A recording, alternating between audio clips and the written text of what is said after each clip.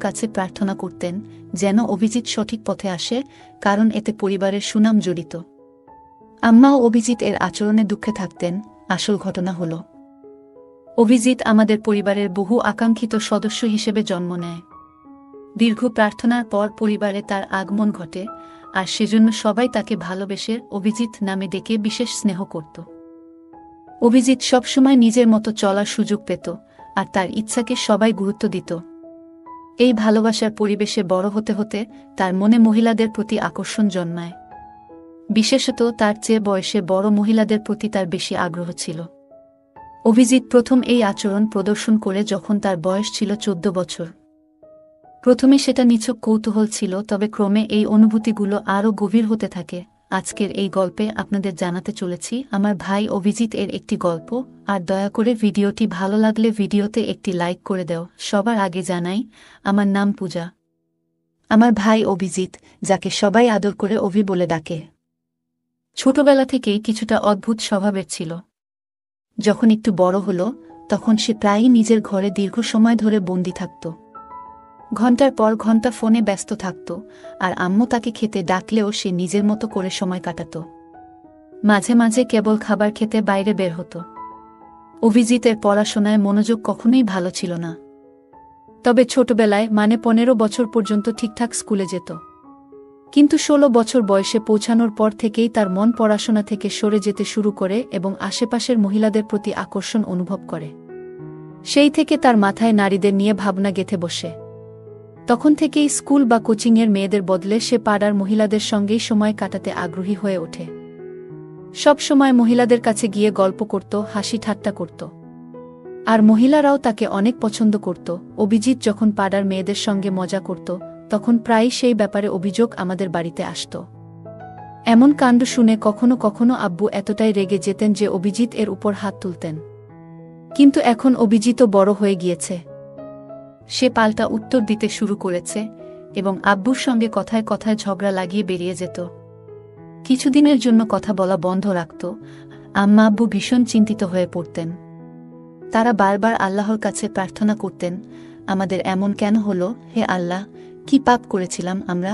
অভিজিৎ আমাদের পরিবারে অনেক দোয়ার পর জন্মেছিল, আম্মা আব্বুর দীর্ঘ অপেক্ষার পর। কিন্তু এখন সেই প্রার্থনার ফলই যেন উল্টো দিক থেকে বোঝা হয়ে দাঁড়িয়েছে। পাড়ার লোকজনও তার জন্য বিরক্ত হতে শুরু করেছে। যখন আব্বুর মনে হলো যে বোঝানো কিংবা শাসন করে আর কিছু হবে না, তখন তিনি সিদ্ধান্ত নিলেন, অভিজিৎকে যদি কোনো কাজে ব্যস্ত রাখা যায় তবে তার মনোযোগ অন্যদিকে যাবে। আব্বু অনেক কষ্ট করে কিছু টাকা জোগাড় করে অভিজিতের জন্য একটি ছোট হার্ডওয়্যার দোকান খুলে দিলেন। তিনি অভিজিৎকে বুঝিয়ে বললেন, বেটা, আমার বয়স হচ্ছে, একদিন আমাকে বিশ্রাম নিতেই হবে। ঘরের খরচ চালানোর জন্য আমি এই দোকানটি তোমার নামে দিয়েছি। এখন থেকে তুমি এই দোকানের দায়িত্ব নিয়ে দেখাশোনা করবে। আব্বু অভিজিৎকে বললেন, মেহনত করবে তো আমি তোমায় আরও সাহায্য করব, শুধু মাসে একবার আমাকে হিসাবটা দেখাবে। এই কথাগুলো শুনে আমি আমার ভাইয়ের প্রতিক্রিয়া লক্ষ্য করছিলাম। সে মনে মনে খুব খুশি হয়ে উঠেছিল। ভাবছিল, বাড়িতে আম্মা আব্বুর নজরদারির মধ্যে থাকতে হতো, কিন্তু এখন দোকানে বসে নিশ্চিন্তে সময় কাটাতে পারবে। তার কাছে স্বাধীনতা পাওয়াটাই যেন সবচেয়ে আনন্দের বিষয় ছিল। এভাবেই অভিজিৎ এখন দোকানে বসতে শুরু করল। যখন দোকানে কম ক্রেতা আসত, তখন সে ফোন বের করে নিজের মতো ব্যস্ত হয়ে পড়ত। ধীরে ধীরে দোকানটিও জমে উঠল, আর টাকা আসতে শুরু করল তার হাতে। আর সেই টাকার স্বাদ পেয়ে যেন অভিজিতের মনে আরও কিছু করার ইচ্ছা জেগে উঠল। দোকানে কাজ করতে করতে অভিজিতের কিছুটা মজা পেত। কিন্তু বয়স বাড়ার সঙ্গে সঙ্গে তার উদ্দেশ্যগুলো আরও দৃঢ় হতে থাকে। অভিজিৎ এবার পাড়ার অনেক মহিলার সঙ্গে পরিচিত হয়ে গিয়েছিল। কোথা থেকে যেন তাদের ফোন নম্বর পেয়ে যেত এবং তাদের সঙ্গে এমনভাবে কথা বলত যে তারা সহজেই তার উপর বিশ্বাস করতে শুরু করত। তার সাথে যারা কথা বলত তারা বেশিরভাগই মহিলারা বিধবা ছিল। ফোনে কথোপকথনের সময় সে এমনভাবে মিষ্টি কথা বলত যে অনেকেই তার কথায় মুগ্ধ হয়ে যেত। অভিজিৎ খুব চতুরতার সঙ্গে তাদের মনের দুর্বলতার সুযোগ নিত। এমনকি কিছু মহিলাকে বিয়ের প্রতিশ্রুতি দিয়ে তাদের সঙ্গে সম্পর্ক তৈরি করত। কয়েকদিন তাদের সঙ্গে আনন্দের সময় কাটিয়ে যখন তার ইচ্ছে মিটে যেত, তখন সে কোনো খোঁজ না রেখেই সেই সম্পর্ক থেকে বেরিয়ে আসত এবং নম্বরও মুছে ফেলত। তার জীবন এভাবেই চলতে থাকে এবং তার ফাঁদে পড়া মহিলার সংখ্যা বাড়তে থাকে। দিনের পর দিন এসব বাড়তে থাকে। অন্যদিকে আম্মা আব্বু অভিজিতের এই আচরণে ভীষণভাবে কষ্টে ছিলেন। আম্মা আব্বু আল্লাহর কাছে দোয়া করতেন যেন অভিজিৎ একদিন ঠিক পথে ফিরে আসে। কিন্তু আমার ভাই অভিজিৎ তার আচরণে পরিবারের সবাইকে সবসময় চিন্তায় রাখত। অভিজিতের বয়স ধীরে ধীরে 24-25 বছরে এসে পৌঁছাল। তখন আব্বা আম্মার মনে তার বিয়ের চিন্তা আসে।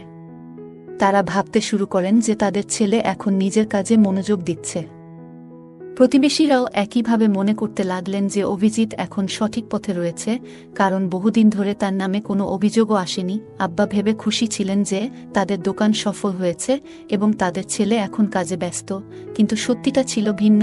অভিজিৎ বাইরে থেকে ঠিক থাকলেও আসলে আগের চেয়ে অনেক দূরে চলে গেছে। যদি আব্বা জানতেন যে তার ছেলে এখনও বহু মহিলার সঙ্গে যোগাযোগে রয়েছে, তবে হয়তো তিনি এই ধাক্কাটা সামলাতে পারতেন না। যখন আম্মা আব্বা অভিজিৎ এর জন্য মেয়ে দেখা শুরু করলেন এবং তাকে বললেন, বেটা, আমরা চাই তোমার বিয়ে হোক, আমাদেরও নাতিনাতনির মুখ দেখার ইচ্ছা, তখন অভিজিৎ হেসে বলল, আব্বা, আমার তো এখনো বয়সই হয়নি, আমার আরও সময় দরকার নিজের কাজে মনোযোগ দেওয়ার জন্য। আব্বা অভিজিৎকে বললেন, বেটা, বিয়ের পর তোমার কাজ থেমে যাবে না, বরং তুমি তোমার স্ত্রীকে সঙ্গে নিয়ে আরও ভালোভাবে ব্যবসা সামলাতে পারবে। আমাদের ইচ্ছাটাও পূরণ হতে দাও। অনেকটা না চাইতেও অভিজিৎ আব্বা আম্মার কথায় বিয়েতে সম্মতি দিল। এরপর তারা একটি মেয়ে পছন্দ করলেন। সে মেয়ে এতটা সুন্দর না হলেও বেশ গৃহস্থালী কাজ জানত এবং ঘর ভালোভাবে সামলাতে পারত। মেয়েটির এই গুণাবলী দেখে আব্বা আম্মা তাকে পছন্দ করেন এবং অভিজিৎ এর সঙ্গে তার বিয়ে দেন। যখন অভিজিৎ এর স্ত্রী নতুন কনে হয়ে আমাদের ঘরে এলো, তখন প্রথম রাতেই অভিজিৎ তাকে বলল, এই বিয়েতে আমার খুব একটা আগ্রহ ছিল না, আমি শুধু আমার আব্বা আম্মার খুশির জন্য এই বিয়ে করেছি। তাই তুমি এই বাড়িতে তাদের সেবা করবে, কিন্তু আমার ব্যাপারে কিছু বলবে না। আমি কি করি, কোথায় যাই, কি খাই, এসব নিয়ে কোনো প্রশ্ন করবে না। তার স্ত্রী কিছু না বলেই রাজি হয়ে গেলেন এবং সেভাবেই সংসার শুরু করলেন।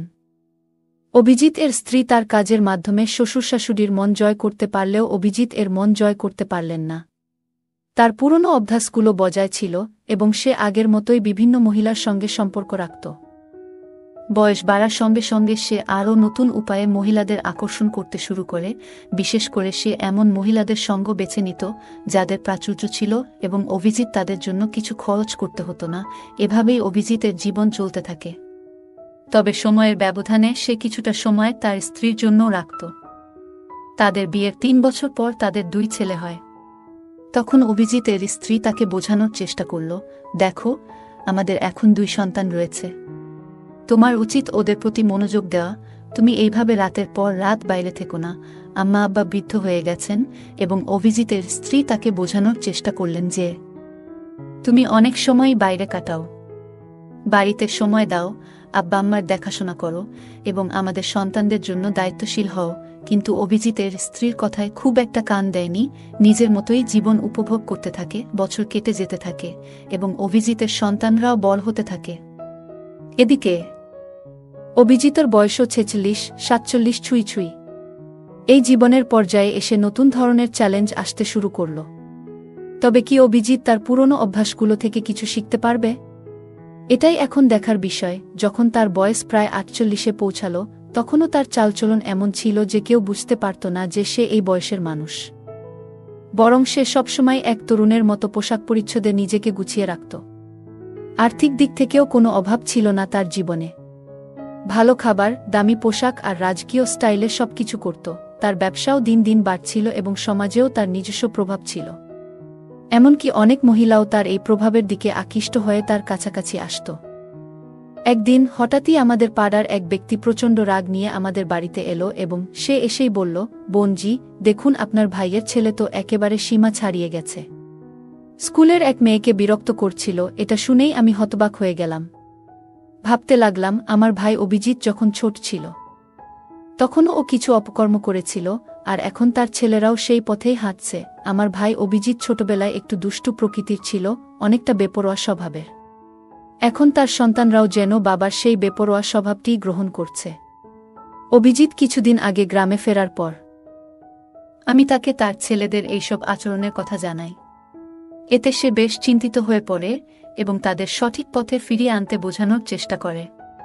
কিন্তু ছেলেরা যেন বাবার নিজের ছোটবেলার কর্মকাণ্ডেরই প্রতিচ্ছবি, তারা তার কথা শুনতেই চায় না। অভিজিৎ উপলব্ধি করে তার ছোটবেলায় করা ভুলগুলোর ছায়া যেন এখন তার ছেলেদের মধ্যেই দেখতে পাচ্ছে।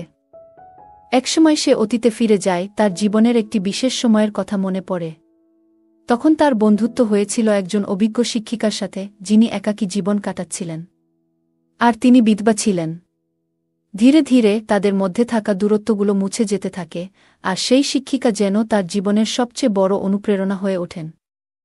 একদিন গল্প করতে করতে সেই শিক্ষিকা হঠাৎ জানতে চান, তোমার কি আগে কখনো এমন অনুভূতি হয়েছে কারো সঙ্গে? আমার আগে আমার ভাই তার পুরনো অভ্যাসে ফিরতে শুরু করল। একদিন সেই মহিলা তাকে বলল, তোমার তো পরিবার আছে, স্ত্রী, সন্তান, আর অন্য কোনো সম্পর্ক তো নেই, তাই তো?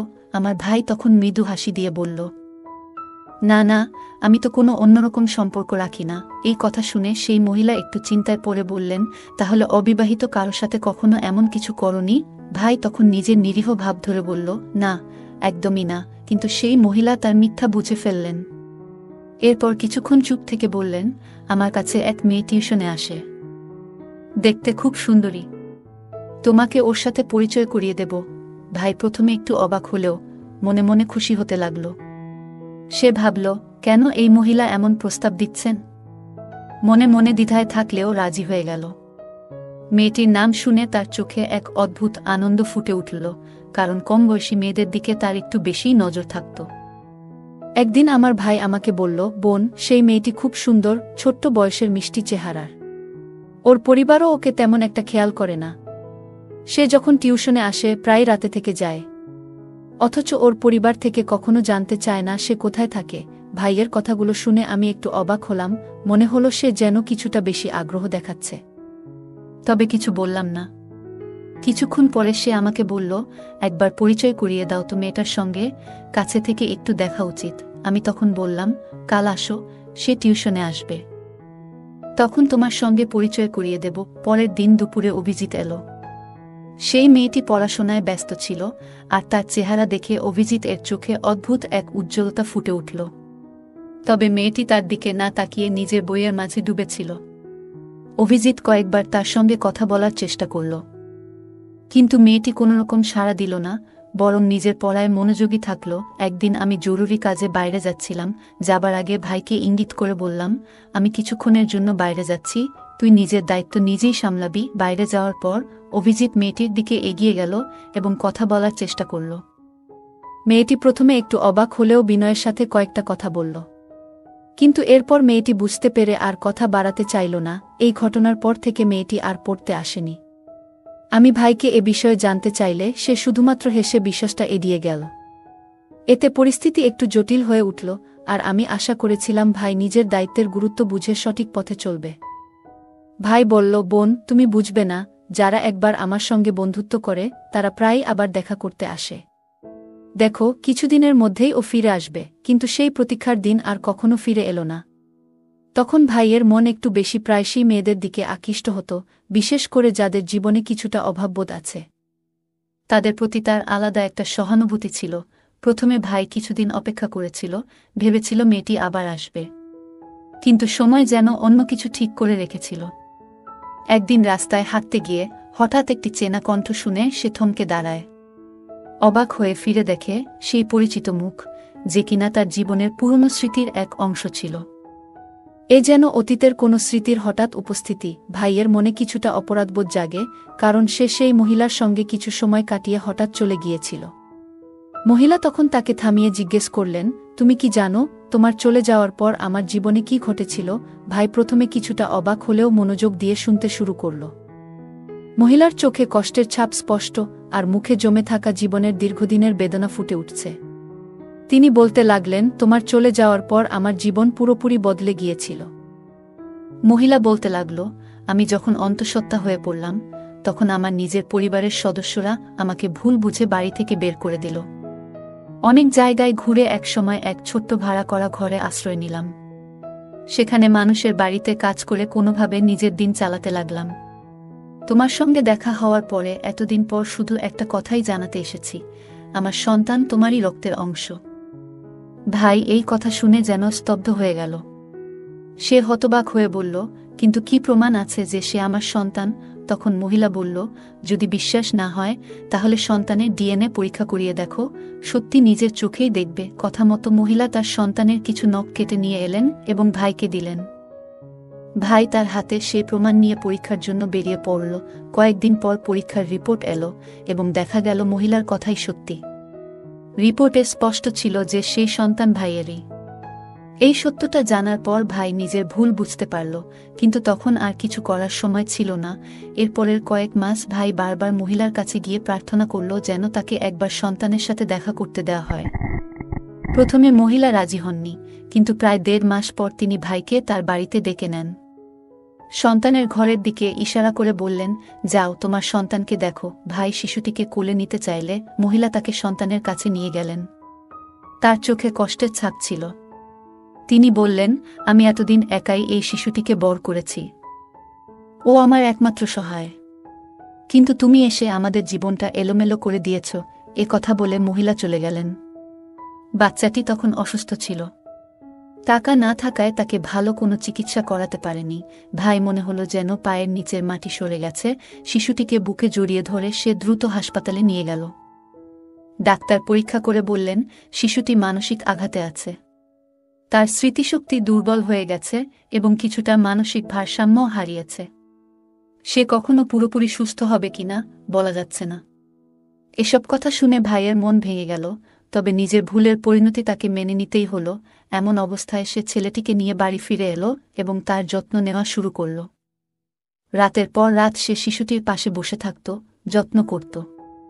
কিন্তু শিশুটি এক ভীত চোখে শুধু তাকিয়ে থাকত, যেন ভাইকে চিনতেই পারছিল না। তার মনে এমন কোনো স্মৃতি নেই যা তাকে ভাইয়ের সঙ্গে সম্পর্কিত করে। এদিকে ভাইয়ের স্ত্রী বলল, তোমার পক্ষে ওকে দেখা সম্ভব হলে দেখো, আমি আর ওকে সামলাতে পারব না। ভাইয়ের নিজের ছেলেরাও বলল, এ কেমন ছেলে তুমি আমাদের সঙ্গে নিয়ে এলে? আমরা ওকে আপন বলে মেনে নিতে পারছি না। ভাই যেন একটা ঝড়ের মধ্যে দিশাহারা হয়ে পড়ল। অবশেষে ভাই সিদ্ধান্ত নিল আলাদা কোথাও ছেলেটিকে নিয়ে থাকবে। সে একটি ছোট্ট ভাড়ার ঘরে উঠল এবং দিনরাত পরিশ্রম করতে লাগল। দোকানে খেতে যা রোজগার হতো সবটুকুই ছেলেটির চিকিৎসা এবং যত্নে ব্যয় করত। এভাবে নিজের ভুলের মাসুল দিয়ে জীবনের প্রতিটি দিন সে ছেলেটির পাশে থেকে তার যত্ন করতে লাগল। ডাক্তাররাও বলেছিল শিশুটির স্বাভাবিক জীবনে ফিরতে কিছুটা সময় লাগবে, কিন্তু ভাই হাল ছাড়েনি। প্রতিদিন নতুন আশার আলো নিয়ে শিশুটির সেবা করত, এক স্নেহময় পিতার মতো। কিছু মাস কেটে গেল, আর ধীরে ধীরে শিশুটির মধ্যে পরিবর্তন আসতে শুরু করল। সে আর ভাইকে অচেনা মনে করত না, তার চোখে যেন পরিচয়ের একটা আভাস দেখা দিতে লাগল। ভাইয়ের অক্লান্ত পরিশ্রম আর ভালোবাসা তার মনে জমে থাকা কষ্টগুলোকে আস্তে আস্তে সারিয়ে তুলছিল। একদিন শিশুটি প্রথমবারের মতো ভাইয়ের হাত ধরল আর হালকা করে হাসল। ভাইয়ের চোখে তখন আনন্দাশ্রু এসে গেল। সেই ছোট্ট হাসিই যেন তার গোটা পৃথিবী হয়ে উঠল। সময়ের সাথে শিশুটি আরও সুস্থ হয়ে উঠল। ভাইয়ের নিঃস্বার্থ ভালোবাসা আর যত্ন তাকে নতুন জীবন দিল। এখন সে কেবল ভাইয়ের পাশে থাকে না, বরং তাকে পিতার মতো মেনে নিয়েছে। সমাজের নানা কথা আর কঠিন পরিস্থিতি সত্ত্বেও ভাই কখনো হাল ছাড়েনি। আর তার এই পরিশ্রমের ফল পেল। অবশেষে সেই দিনও এলো যেদিন শিশুটি ভাইকে আব্বু বলে ডাকল। সেই একটি শব্দেই ভাইয়ের সব কষ্ট যেন মিলিয়ে গেল। গল্পে দেখা যায় যে আবেগ আর আকর্ষণ নিয়ন্ত্রণ না করলে জীবন জটিল হয়ে যেতে পারে। অভিজিৎ তার দায়িত্বজ্ঞানহীন আচরণের জন্য বড় মূল্য চুকাতে হয়েছে। নিজের ভুল বুঝে নেওয়া এবং তার পরিণতি মেনে নেওয়া, এটি একটি কঠিন কিন্তু প্রয়োজনীয় শিক্ষা। অভিজিৎ শেষ পর্যন্ত নিজের ভুলগুলো স্বীকার করে ছেলের প্রতি দায়িত্ব পালন করে, যা তার নিজের উন্নতির পথ উন্মোচন করেছে। গল্পের শেষে অভিজিৎ যখন তার সন্তানের প্রতি নিঃস্বার্থভাবে ভালোবাসা প্রদর্শন করে, তখন সেই ভালোবাসাই তাকে তার সন্তানের মন ও বিশ্বাস ফিরে পেতে সাহায্য করে। এটি প্রমাণ করে যে ভালোবাসা এবং যত্ন প্রায়শই কঠিনতম পরিস্থিতিতেও পরিবর্তন আনতে পারে। অভিজিৎ তার ভুল বুঝে এবং একাকী কষ্ট ভোগ করলেও তার পরিবার, বিশেষত ভাইয়ের মতো কেউ পাশে থাকলে জীবন আরও সহজ হতো। পরিবারে ভালোবাসা এবং সমর্থনের গুরুত্বকে এই গল্পটি খুব সুন্দরভাবে তুলে ধরে। অভিজিতের জীবনের চঞ্চল স্বভাব এবং নিয়ন্ত্রণহীন আকর্ষণ তার জীবনে বিপর্যয় ডেকে আনে। গল্পের শুরুতে দেখা যায় তার অস্থির স্বভাবের কারণে সে প্রায়শই ভুল সিদ্ধান্ত নিয়ে বসে, যার মধ্যে তার পরিবারের প্রতি দায়িত্বের ঘাটতি স্পষ্ট। অন্যদের জীবনে ঢুকে পড়া এবং নিজের আকর্ষণকে সঠিক